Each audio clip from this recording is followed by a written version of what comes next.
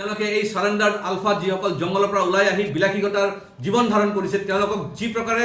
platform বনাই দিছে তেওঁলোকৰ মাতব্বৰী কৰাৰ কাৰণে সেইবিলাক টিভি চেনেলকো কিন্তু আমি মনিটৰিং কৰিব লাগে যিসকল সেইবিলাক চেনেলৰ এডিটাৰসকল আছে যিসকলে ডাইৰেক্ট মানে মুখপাত্ৰ হৈ গৈছে এই ধৰণৰ কাৰ্যকলাপৰ তেওঁলোকৰ প্ৰতিও কিন্তু মানে এনকুৱাৰী হ'ব লাগে আৰু মনিটৰিং হ'ব লাগে আৰু মই বিশেষকৈ প্ৰেছ কাউন্সিল অফ ইণ্ডিয়া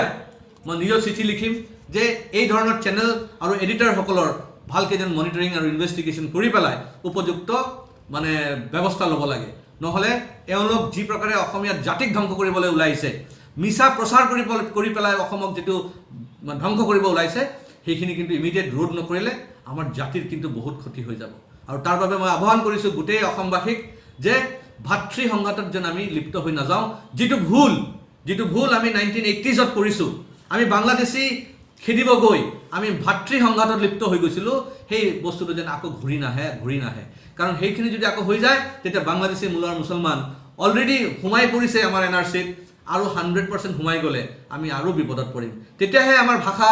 আমাৰ সংস্কৃতি ধ্বংস হৈ যাব সেইকাৰণে জাতি গঠনৰ যি প্ৰক্ৰিয়া চলি আছিলে ইমান ধুনীয়া এটা প্ৰক্ৰিয়া চলি আছিলে গোটেই অসমবাসী আমি মিলি পেলাই আমি অসম বচোৱাৰ কাৰণে যিটো চেষ্টা কৰি আছিলোঁ আজি কেইজনমান মানুহ উগ্ৰ বক্তৃতা তেওঁলোকৰ এজেণ্ডা পূৰণ কৰাৰ কাৰণে ৰক্তাক্তৰ পৰিৱেশ সৃষ্টি কৰাৰ কাৰণে যি ধৰণৰ তেওঁলোকে আগবাঢ়ি আহিছিলে তেওঁলোকক কিন্তু আমি গৰিহণা দিছোঁ তেওঁলোক যেনে প্ৰকাৰে হ'লেও তেওঁলোকক ৰোধ কৰিব লাগে তেওঁলোকক বিৰত কৰিব লাগে এইবিলাক কাৰ্যৰ পৰা আৰু উচিত ব্যৱস্থা ল'ব লাগে আৰু পিছ টকৰ বিষয়ে আকৌ ৰিভিউ হ'ব লাগে এইবিলাক